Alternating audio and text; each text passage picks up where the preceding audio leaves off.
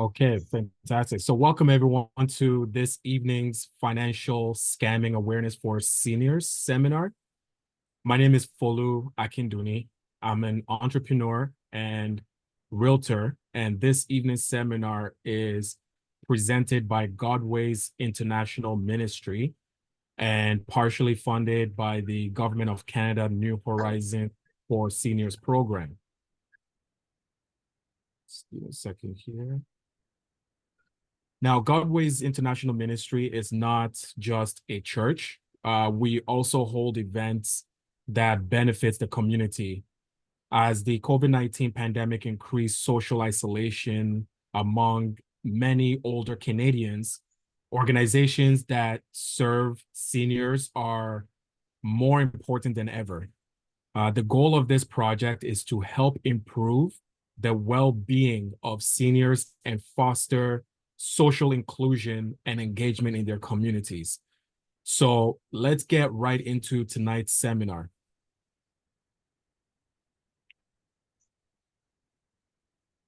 Now, what is financial scam or financial fraud? I'll be using scam and fraud interchangeably. So a financial scam is an attempt to con you out of your money. Scammers are now using more sophisticated methods than ever to try to gain access to your money and personal information. These include the use of fake websites, phishing emails, scam text, and phone calls. Now, for some individuals that have never heard of the term phishing, it's a term.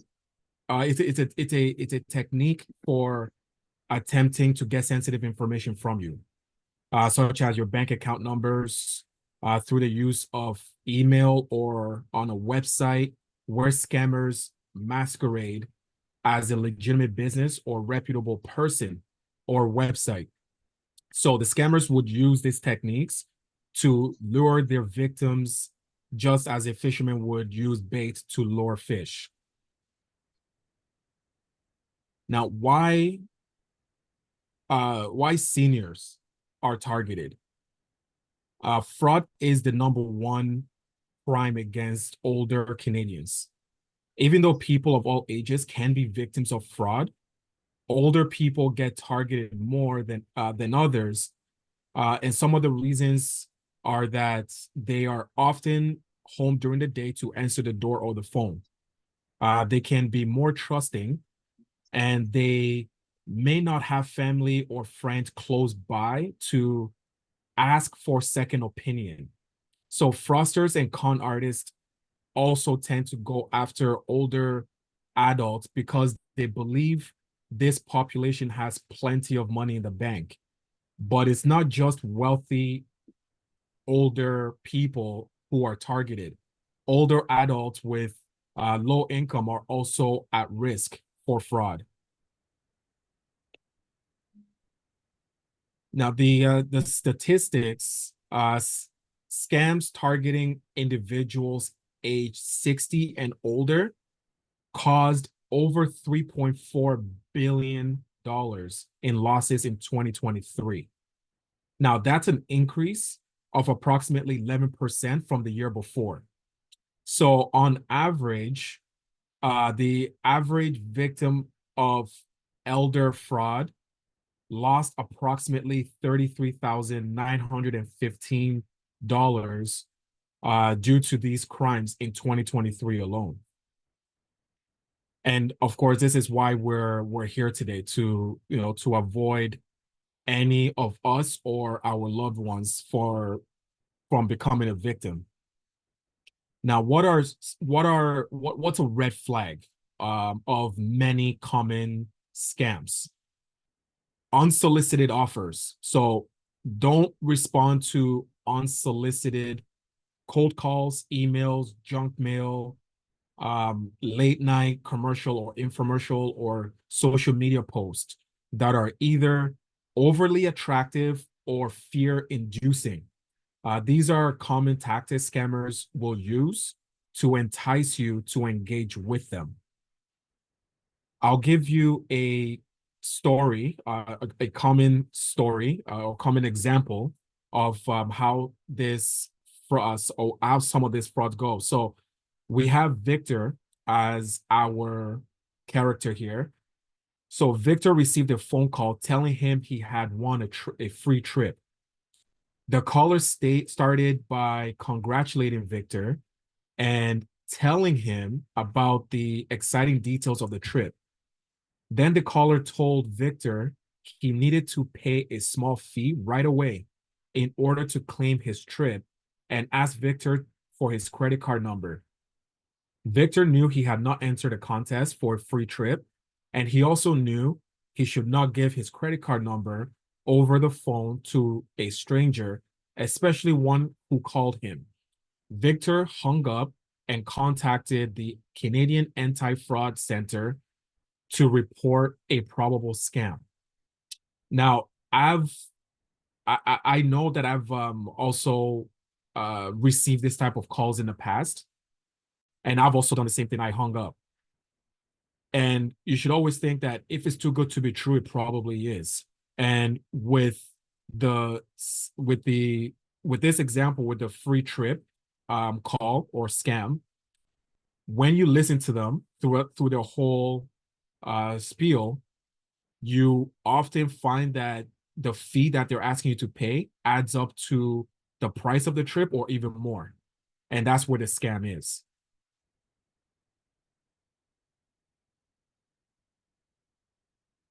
Now, common types of fraud and scam are identity theft, which essentially occurs when a con artist steals personal information from someone so they can pretend to be that person and then do things like applying for a credit card, taking out a loan or mortgage, getting a cell phone, or even withdraw money from a bank account. Now, the con artist will try to get information such as bank card numbers and personal identity number or PIN, credit card number, health card numbers, driver's license, and social insurance numbers. Sometimes they will steal or even copy the documents. So sometimes all they need is just that information. So if you ever lose your wallet or it's stolen, or you find that mail you are expecting goes missing, you should always report it right away to your bank as well as to the authorities. Then we have credit card and debit card fraud. These frauds occur when a con artist uses your card or a copy to make purchases or withdraw money from your bank account. So a way to mitigate this and to avoid this is by keeping your card in sight, memorizing your PIN, and always shielding your hand when you enter your PIN. This will reduce the risk of your credit card and debit card information being stolen or being misused. Next, we have online scams, which is a very big one. There are many online scams and new ones that appear all the time. So some appear to be asked. They may be asking for your help. Some say there is a problem with your bank account or even your tax return.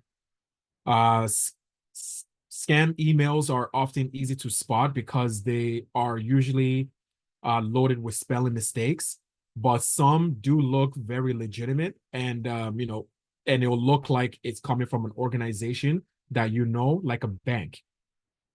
So if you're not sure about an email, for example, if it asks you to respond with personal or financial information, or to go to another website and enter information there, call the organization directly to check. Or even if it's like a telecommunication, like for a cell phone or cable TV, and you're not sure about the offer you're getting, just hang up and tell them that you'll call back and call the organization directly and never respond to the emails. Next, we have scams that are phone and door-to-door scams. So these are also very common. Someone will call or come to your door pretending to be a representative of a charity or an employee of a credit card company or even a telecommunication company. You might be offered a free prize or even a trip. So if you aren't completely sure who you are dealing with, don't give that person any money or information. Sometimes these people will call or even come to your door and they use high pressure sales tactics to get you to buy something that you don't want or even need, or to talk to you into getting work done on your house and then overcharging you or doing a bad job. So while this is not always illegal, but it is very wrong and it should definitely be reported to the authorities. So some tips to keep you safeguarded is always to keep documents in a secure place. If you don't need those documents, don't carry them around with you, like a birth certificate, passport, social insurance cards, and never tell another person your PIN or account passwords.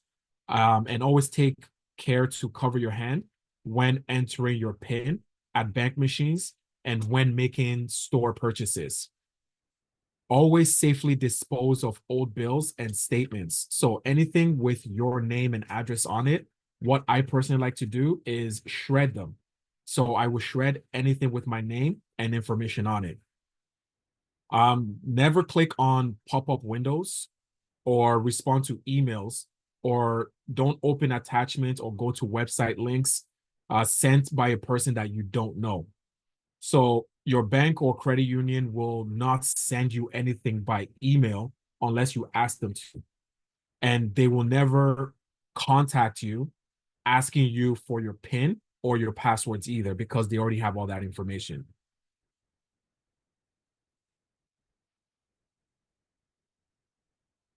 So what should I do if I have been scammed?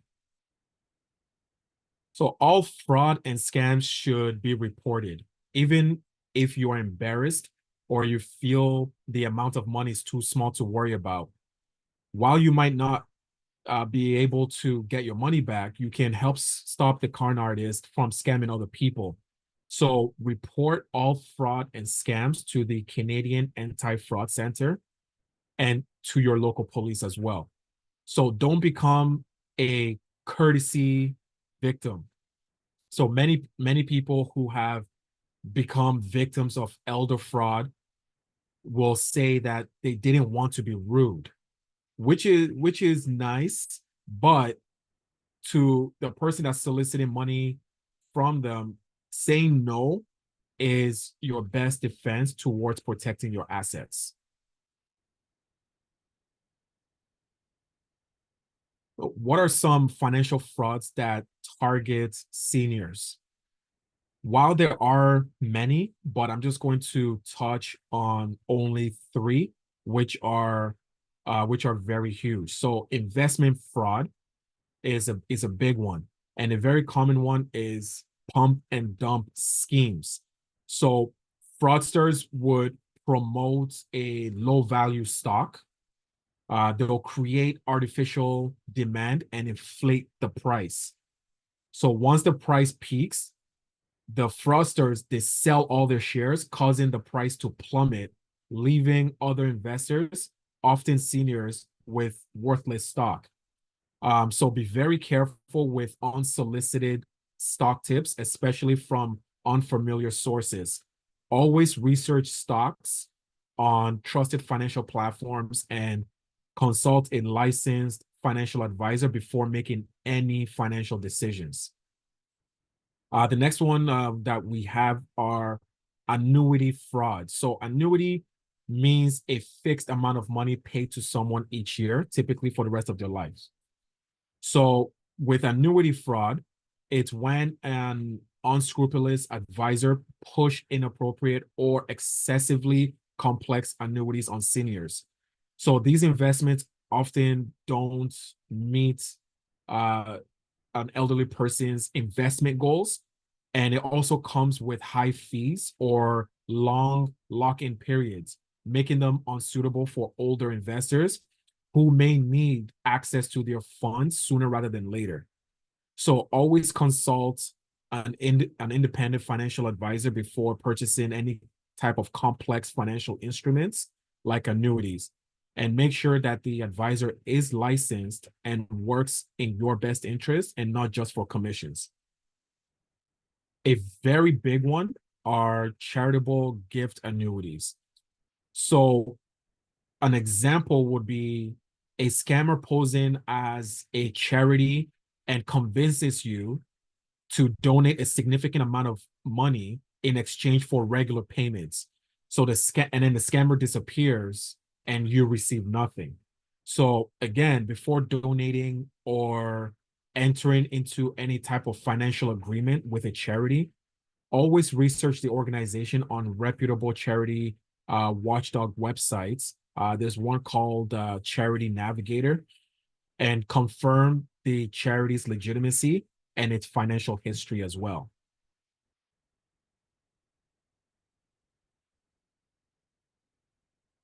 Another one that you should really be cognizant about. What are some real estate frauds that target seniors? Reverse mortgage fraud. In case you've never heard of a reverse mortgage, it's a type of loan for homeowners that's specifically targeted for people that are 55 years of age or older. And what it does is it allows you to borrow money from your home equity without having to sell your home. So financial institutions sometimes call this equity release. So what scammers do they would take advantage of seniors by offering bogus reverse mortgage deals, and they will misrepresent the terms or charge huge fees. Sometimes they use reverse mortgage to drain the equity from the home. So always consult a licensed reverse mortgage counselor before entering any reverse mortgage agreements, and always ensure you fully understand the terms and that the deal fits your financial situation. These are very complex. These are very complex instruments, so it's important that you understand the terms fully and get independent advice. Even consult a lawyer in these type of situations. Rental scams is also a very, very big one, especially in the province of Ontario. So fraudsters would pose as legitimate landlords or property managers. They would collect deposits and rent from seniors for properties that they don't own or that doesn't even exist sometimes. So uh, a senior could be tricked into paying the deposits for the rental properties that is either already occupied by other people or doesn't even belong to the scammer. So once they give the deposits, the scammer usually just disappears, leaving the seniors out of pocket. So always verify the identity of landlords and property managers. Also visit the property in person and check public property records. Use trusted rental platforms and avoid paying any type of fees upfront without thorough research. Investment property scams. An example would be if a person pays upfront fees to a company that promises to sell a timeshare, for example, but no sale occurs and the company vanishes with the money after you pay them. So again, always avoid paying upfront fees for timeshares or any type of reselling services. Always verify the companies through consumer protection agencies. We have Better Business Bureau, and get any agreements always in writing. So always stay educated, attend workshops or seminars such as this one and read about common real estate scams targeting seniors. Always consult trusted professionals, real estate agents, lawyers, financial advisors, family members before you make any type of financial decision. Verify everything. Always verify, the real estate offer, the investment opportunity through trusted channels, and never rush. So fraudsters could create a sense of urgency to pressure you. So take your time to research and consult others before making your decision.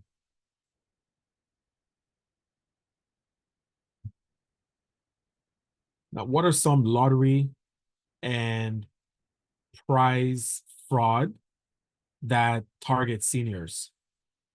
This so lottery and prize frauds targeting senior citizens are their common scheme where the fraudsters would devise the fraudsters will deceive seniors into believing they've won a prize or lottery, leading them to provide money or personal information. So these scams exploit the excitement of a potential win and often result in financial losses or even identity theft. So a big one are fake charity lotteries. So scammers would claim you have won a lottery tied to a charity organization and suggest that part of the winnings will go to charity to receive their portion, and the seniors must pay taxes or processing fees. Now, always verify any charity or lottery claims with official records. Legitimate charities don't hold lotteries where winners are randomly selected without prior participation. That's just not done.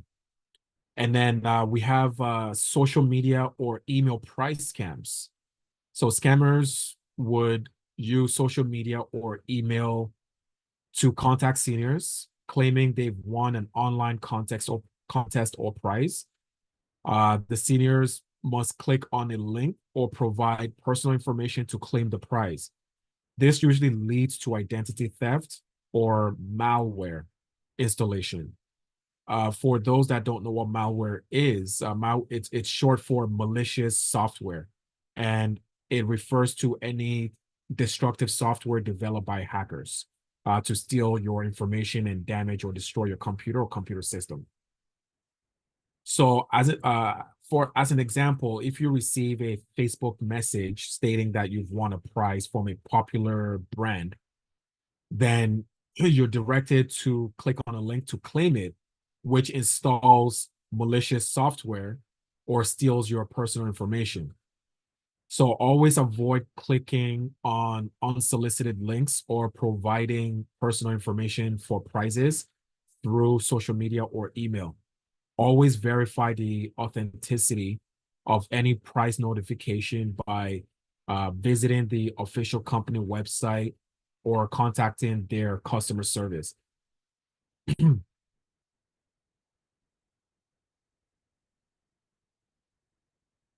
A very big one is, what are some funeral and cemetery frauds that target seniors? So fake funeral insurance. Scammers offer seniors funeral insurance policies that claim to cover burial costs, but the policies may have hidden fees, exclusions, or provide little to no coverage, leaving the family with a financial burden. So they essentially take advantage of a very difficult time and that's why they're quite successful with this type of scams. So an example could be if someone purchases a funeral insurance policy, believing that it will cover all expenses upon their death or death of a loved one, the family learns that the policy doesn't cover the promised services.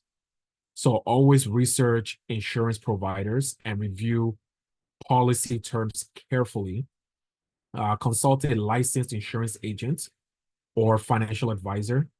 before buying any insurance policies related to funeral services. The next one is cemetery plot resale scams. So scammers would sell cemetery plots or burial rights to seniors, often at inflated prices, promising them an exclusive or highly desirable location. Sometimes even these plots don't exist or they're already sold to somebody else. So always work directly with reputable cemeteries and verify the ownership of cemetery plots before purchasing. Always get the transaction in writing and check if the plot can be transferred if needed. Next one is fixed cemetery maintenance fees.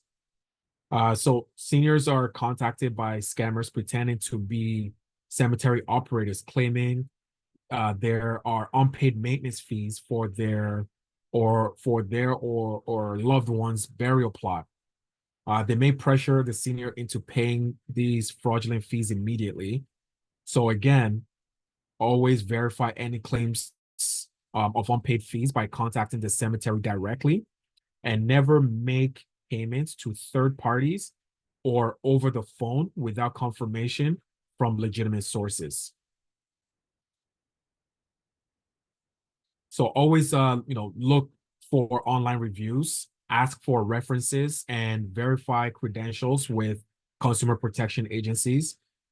Always get everything in writing. Get detailed written contracts for any pre-planned funeral services, cemetery plot purchases, or insurance policies.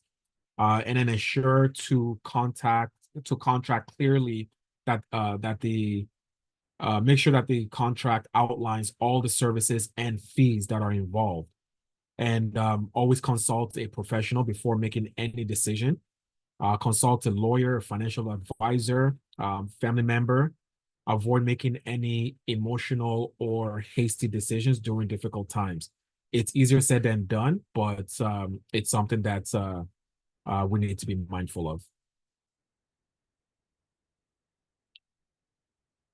So a very big one. What are some QR code frauds that target seniors?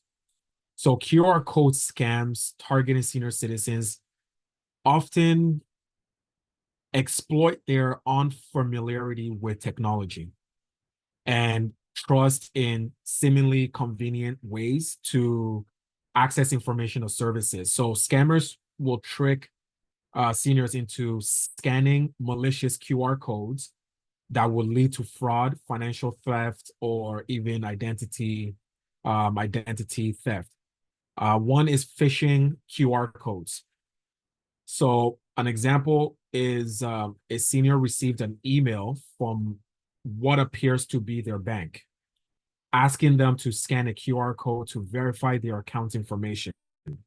Now, the QR code leads them to a phishing website that captures all their login credentials.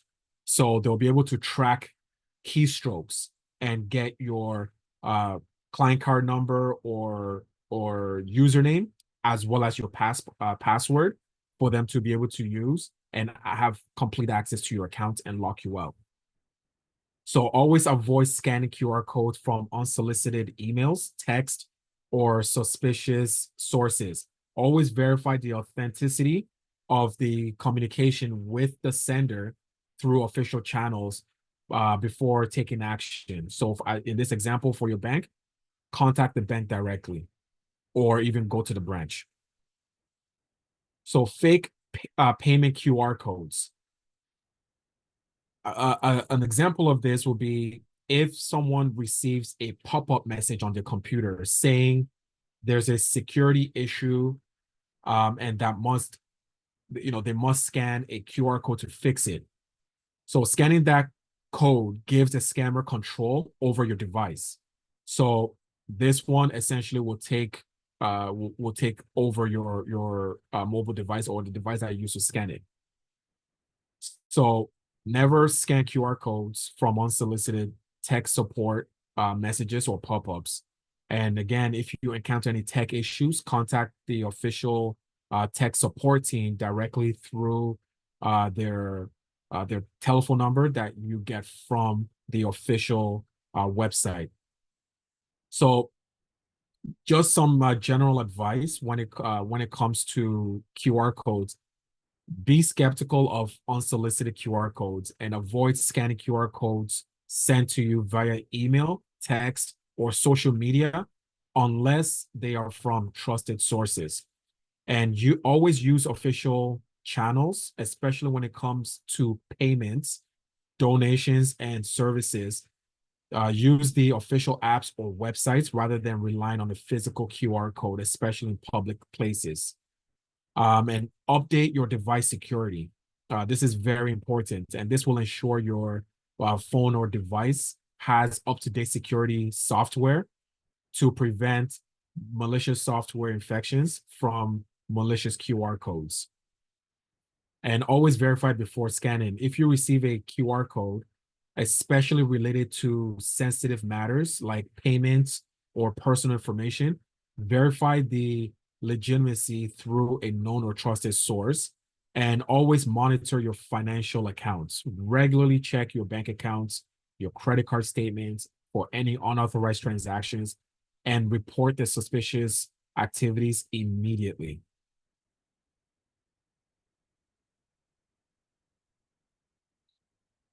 I want to thank you all very much for taking the time this evening. I hope you've learned some things on how to stay diligent when it comes to financial awareness. We have done a series of workshops online and in person as well. The next workshop will be on October 3rd. So please invite your family and friends to join. The past workshops are available on godwayministry.ca's website. So that's godwayministry.ca. And this one will also be uploaded shortly. The link to the website is also at the bottom there, www.godwayministry.ca. And I would also like to thank the government of Canada for partially also funding this program called New Horizons for Seniors program. So I'll open it up for questions now. If you have any questions, please ask away.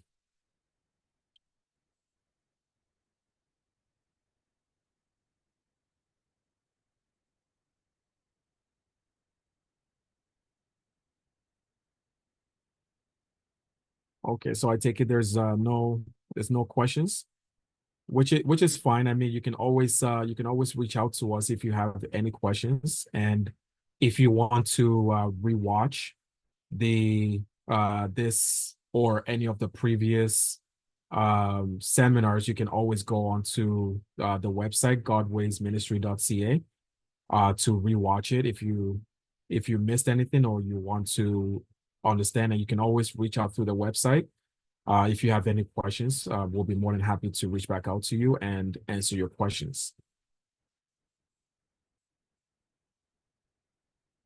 So if there are no questions, I would like to thank you very much for your time and wish you a very happy and blessed evening. Thank you. Bye. Bye. Okay, I think somebody has a question. Okay, you're most welcome. You're most welcome. Thank you. Have a very great evening. And you too, Folu. Thank you. You're welcome. Thank you very much. You're Enjoy welcome. the session. Thank you. Thank you. Take care. Take care. Bye. Bye.